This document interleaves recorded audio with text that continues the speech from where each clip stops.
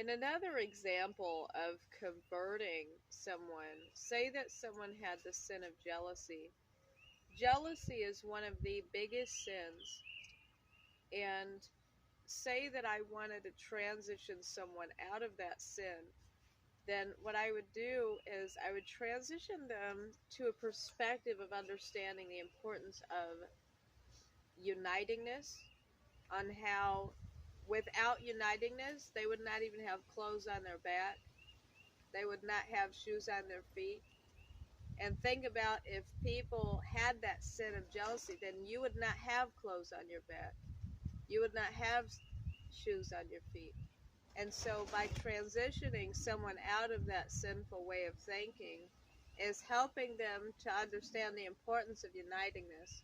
I remember when I was going through homelessness as a starving child, there was a female, she had a lot of jealousy.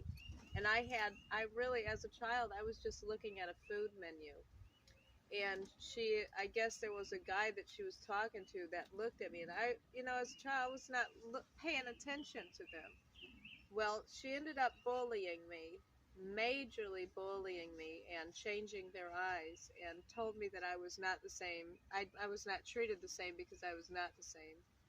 And I remember the hatred that she had towards someone that she did not even know because of this sin of jealousy that had overlapped her mind.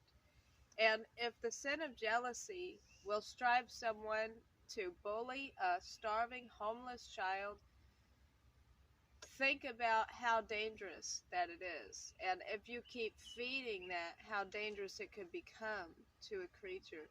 So I pray that people will understand that this sin is a very corrupted sin. But if that sin was in inventors' minds and other things like that, then you would not have the things you have. And nobody would. No one would have the cars that they drive on the road.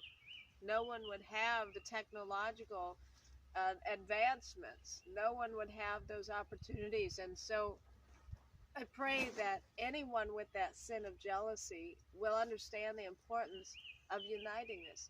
Because a part of converting someone away from that sin is helping them to understand the importance of unitingness. And thinking of unitingness, not only transitioning them out of that, but thinking about how the unitingness is possible with people being willing to help others and to not have that corrupted thought, but to have an enlightened thought that thinks of the ways of enlightenment. Stay healthy and invest wisely. Invest into the nonprofit Cygnus Industries, you all.